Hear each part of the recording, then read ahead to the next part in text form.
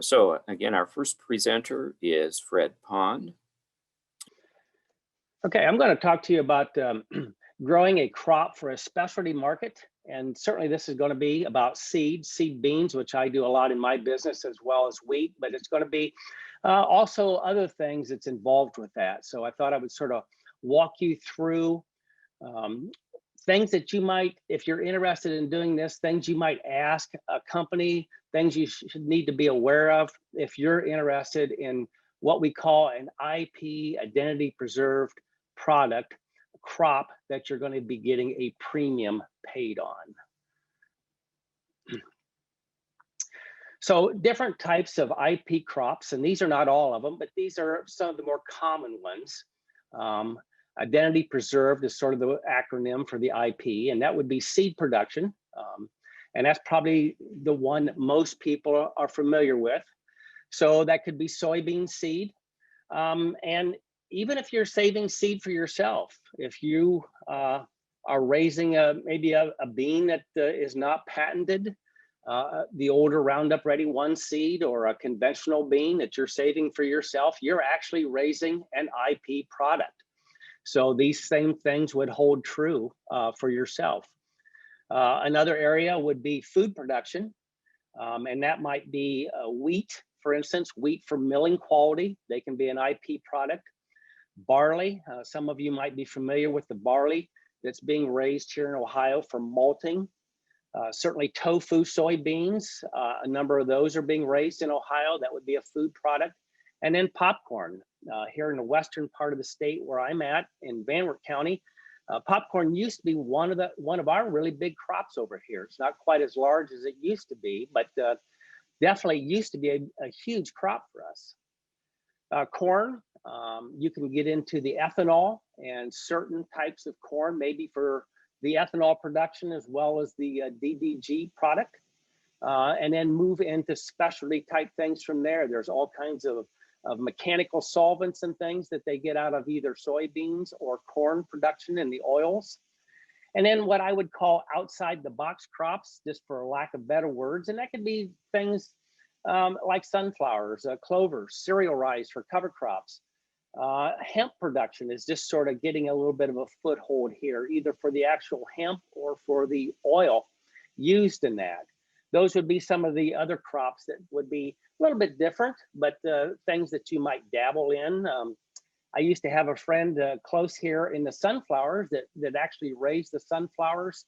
And then he had a little mill and he processed them and then he packaged them and then sold them to bird feed. So he sort of had the whole thing encompassed from the production side, the packaging side, and then the sales side. So it was a neat little project for him. And you can think of that whole package of doing things. So those are some of the different crops you might think of that are identity preserved. Where do I find a contract for something like this? Most generally, contracts, you're going to find them through a local small seed business, a local seed business here in Ohio. Like myself, there's a number of them. Businesses that are interested in expanding their current market, maybe into a specialty type area. They're looking for growers. That's probably one of the most common areas. Other options would maybe be a grain facility, a local grain elevator that has a specialty market. Here in Western Ohio, where I'm at, over in New Haven, Indiana, they have a nice market for non-GMO soybeans. There's also in my area in the Bungie at Delphus, they have a specialty market for the low-lin soybeans.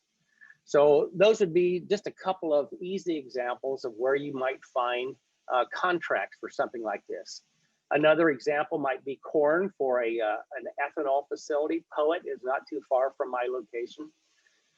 You can find these things. Also, Ohio State will post a lot of this. I get emails probably a couple times a month on different classes that are being offered, on hops, on barley, different things that are being offered there. So you could check with your county extension agent. Also, you might check with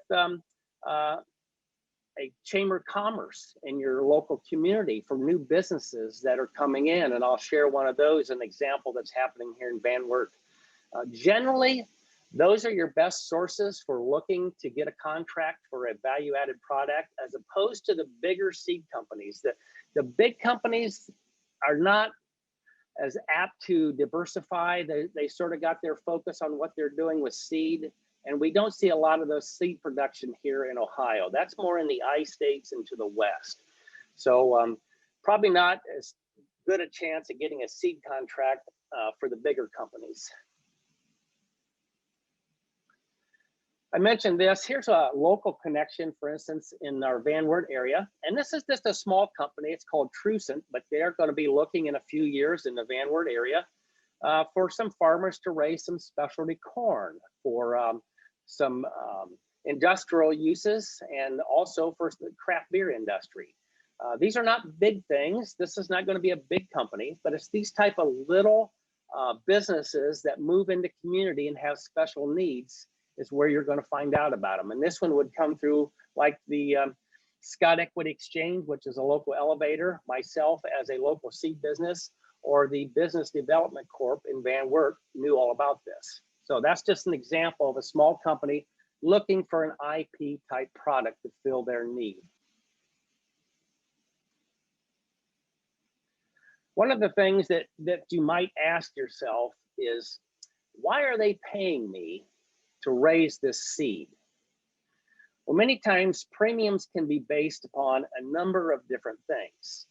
One of the first and foremost is yield loss. If you're raising this specialty soybean, for instance, as an example, maybe a tofu bean, am I going to experience a yield loss upon what is currently on the market? The answer is probably yes. So the premium needs to make up for that yield loss that I might experience. A lot of times you can ask the seed producer for yield data. They may say, well, our data is showing a 2 to 3 bushel yield differential between maybe the top yielding Enlist or Extend Flex or something like that that you're used to. So that's a very probable cause that maybe this premium crop that this customer needs, you might experience a yield loss. Another thing that is quite frequent is a required separation with outside inspections. We've raised some specialty type soybeans that required a buffer strip, and that buffer strip could not be harvested. So we might have soybeans that required a 50-foot buffer strip that was simply oats or something like that. So I had to leave ground vacant. So you might have large field borders. You might have in a 40-acre field, you might have 2 acres that's not farmable. So that could be included in that premium. Harvest and storage cost, just an example. If you're raising seed beans, you can't hardly use any heat on those because the heat would damage the germination. It's especially true for like malting barley, wheat. So maybe you've got to update your bin site. You've got to have bigger fans on there. You need to put in a perforated floor in your bin. Maybe you need to use aeration. So you have more expense in that. Equipment that you need to purchase. We use belt conveyors for all of our seed beans. My growers have belt conveyors. So maybe there's equipment that you have to purchase. Maybe you're not rated currently to apply fungicides or fumigate your bins. And so you've got to go back to school and you've got to get more training, and maybe you have to purchase equipment to be able to do that correctly. Your combine, we have our growers go through a school that the local John Deere dealer puts on for us on combine operations. And then there's actually some equipment that can be purchased to have a little bit more gentle handling for seed beans. I know they do this for popcorn as well. So maybe you've got some more expense in your equipment. Delivery points. Where are you going to deliver this product to? Do I have to truck it 50 miles? Do I have a longer delivery than my local elevator? What's my premium based on? Is it based on the Chicago Board of Trade, or is it based on the local elevator? That will have a big difference in your premium price. Planting dates and replant seed. Here's an example on soybeans. I have it in my contract that my growers can't plant beans before the 10th of May because as a general rule, soybeans don't have the germination or the vigor if they're planted earlier. So an April soybean might yield just as well, but a lot of time the seed quality is not as good. Plus, if I'm getting seed from South America, this brand new seed stock, I simply won't have replant seed available. So I back that planting date up for my growers, giving me as the seed company the best option of getting a good crop and ensuring that I have a stand. That may or may not translate into a yield loss, but it's definitely something that needs to be figured in on the premium. And then possibly you're raising an organic crop, an organic wheat, soybeans or something like that, that you have more invested in maybe conventional type tillage to control the weeds. So consequently, that premium has to be higher to offset what you have in it. Maybe you're using a different fertilizer program. So there's other things that can be involved in this, but these are just sort of some of the things you need to keep in mind on why are they paying me to do this? Well, this is some of the reasons. Equipment requirements. In most all cases, there is zero tolerance for other crop contamination. Some of the non-GMO soybeans, I think they allow you maybe 0.5 or 1% GMO, but really the best way to enter this is a zero tolerance. You have absolutely no other crop contaminants. By crop contaminants, I mean a different type of soybean in soybeans. That would be a crop that's in your crop. So your planting, harvesting, transportation, storage equipment must be perfectly clean. You have to think through all of this. Here's an example.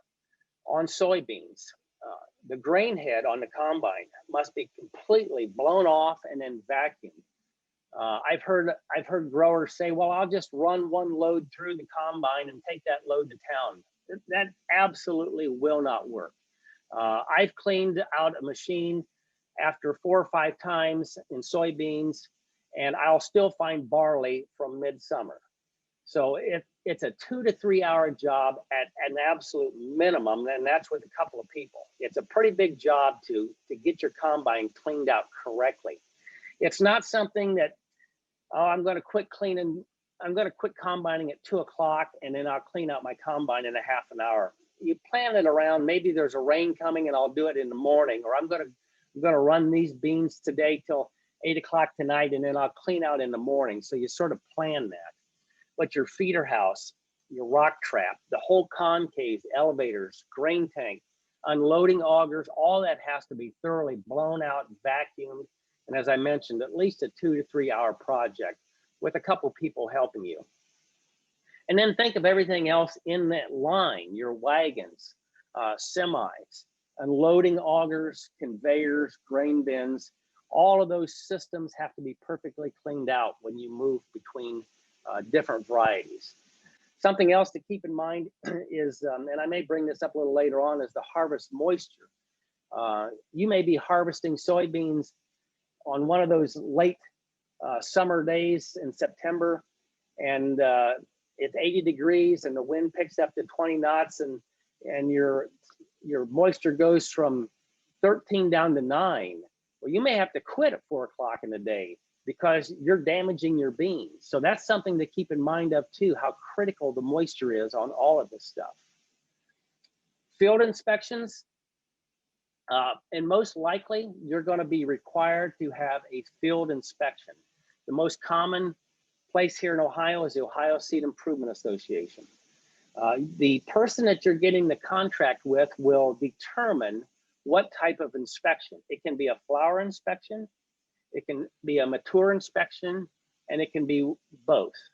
The wheat here, as you notice, the wheat is just showing some of the flowers there, so that might be a stage where wheat would be inspected. So you would have to draw up maps, either manually draw these out or electronically and submit these by certain dates. the inspector may come back and say, here's your requirements on set aside. There's not enough room between you and your neighbor. You can't harvest 60 feet in this field and use it for your certain crop. This has to be taken to town. You may have herbicide restrictions.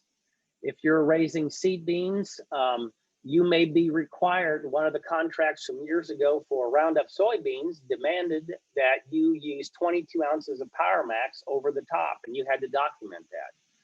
You may also be required to use insecticides to control bean leaf beetles for pod feeding. On the other hand, you may be required to not use certain herbicides or insecticides. If you're raising a food crop, and in fact, Curtis helped me a lot with this summer. We had a late infestation of armyworms that came in our barley and in our wheat. And they had to be controlled. They were devastating. But the pre-harvest window for applying the best product was such that it couldn't be safely harvested in time for the pre-harvest window to be met and used as a food crop. So you may be at the last minute, you may be looking for different products to try to control this, because now you're raising a food crop that's being totally devastated by armyworms. So really keep that in mind about, if I'm using this chemical, if I'm using this fungicide, is it going to fit in the window that I have before harvest season for a food crop? So a lot of things to keep in mind when you're raising something like this, especially when you get into the food products. I'm going to take you now through sort of a series of little slides here, starting out at the very beginning of the season, planting, and then moving through just to the storage and delivery season. So as you're getting to prepare and plant this crop, assuming you've got your contract and you're ready to go, you may be required to report a previous crop.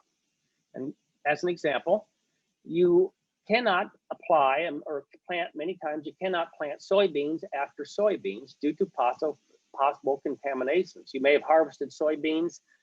Let's say you had an enlist soybean on this 40-acre farm, and you're planting a non-GMO on there. You could have a volunteer soybean that would come up in that. So most often they're going to tell you that you need to follow corn or wheat or some other crop, and you cannot plant beans back to beans, so you'll need to report a previous crop.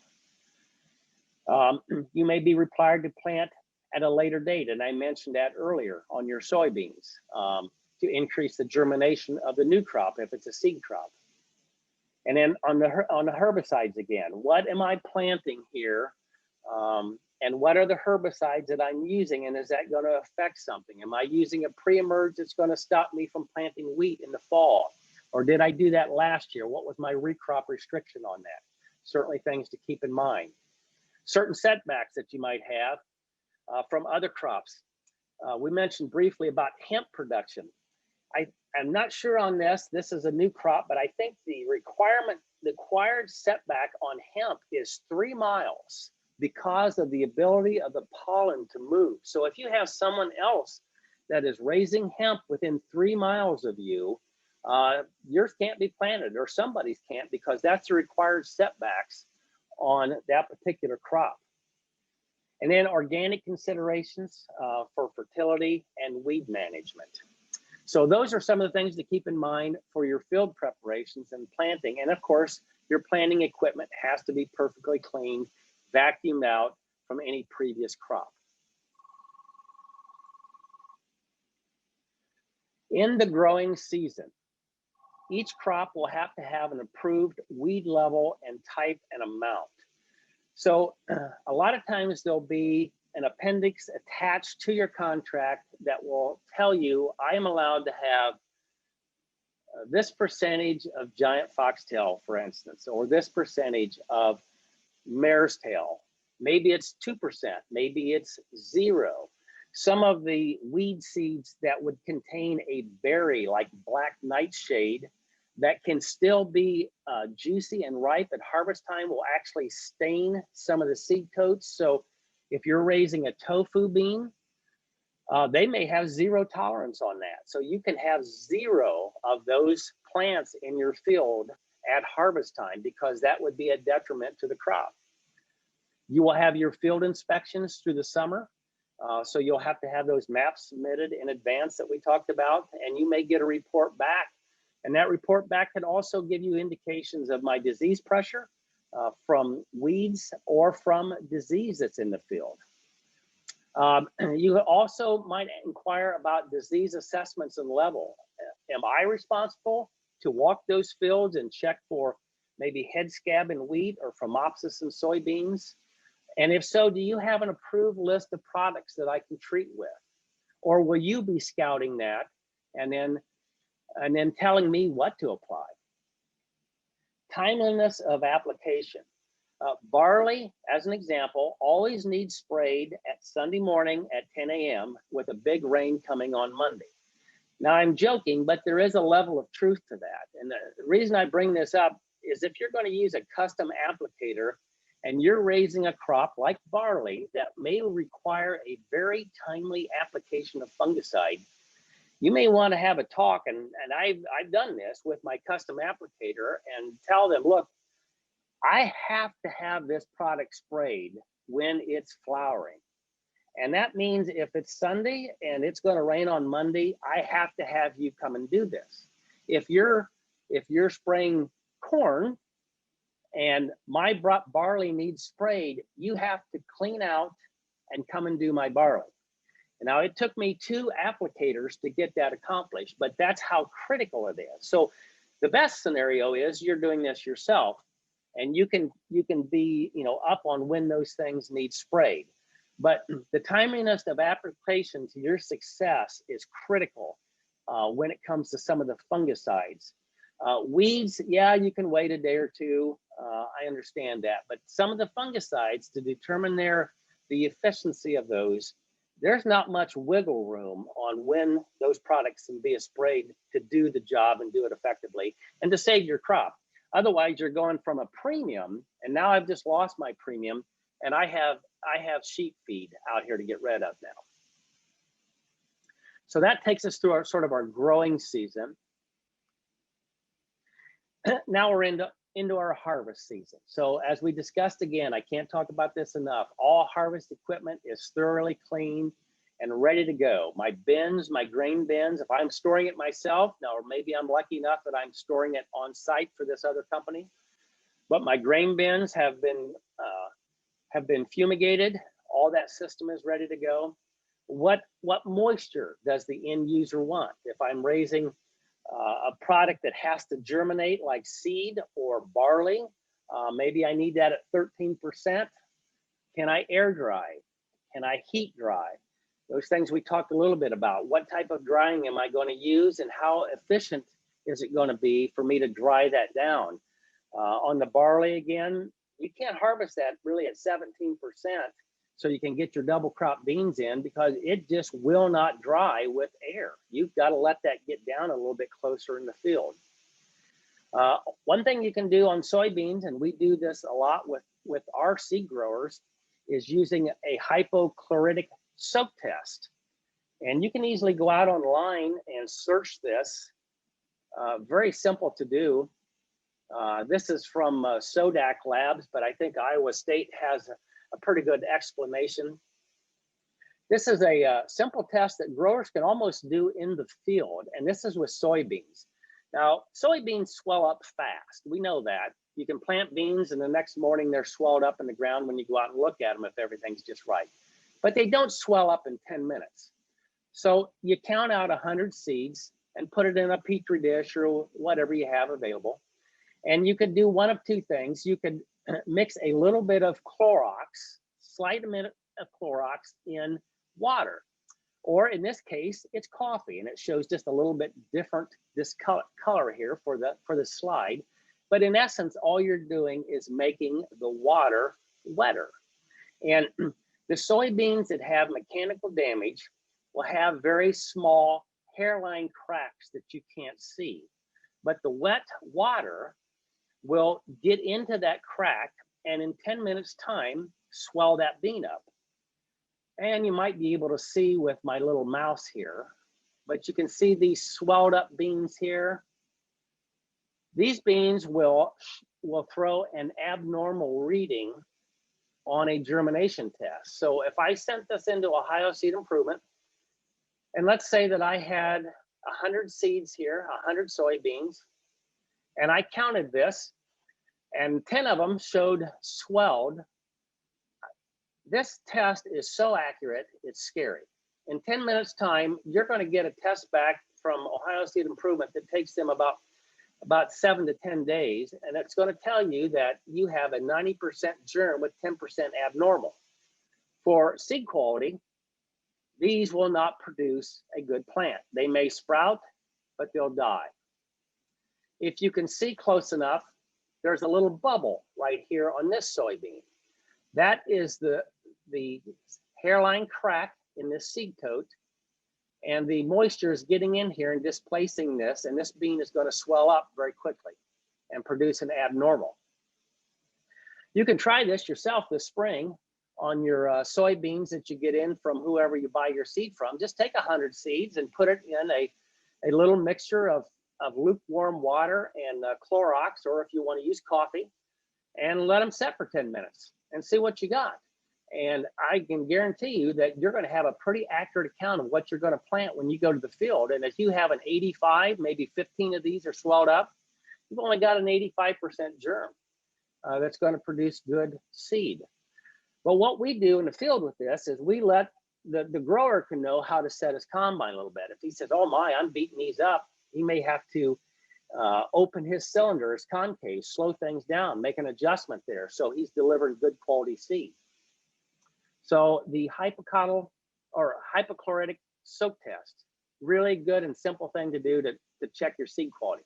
Do this a lot on popcorn too. Good way to check if you're damaging the seed coat. Okay, that gets us getting towards the end here then of into storage and delivery. So you've harvested your crop now, and you've transferred it into your storage bin. So you simply need to monitor that crop, keep it at the correct and specified moisture that your end user needs it at. You need to monitor your insects, make sure that that bin's not getting infested with bugs. Of course, when you get ready to deliver that product, if you've been hauling corn and now you're going to deliver seed beans, you got to make sure you get your semi and your augers, conveyors, whatever it is, perfectly cleaned out as you get ready to deliver those. And review your marketing options. Can I sell this crop before I deliver it?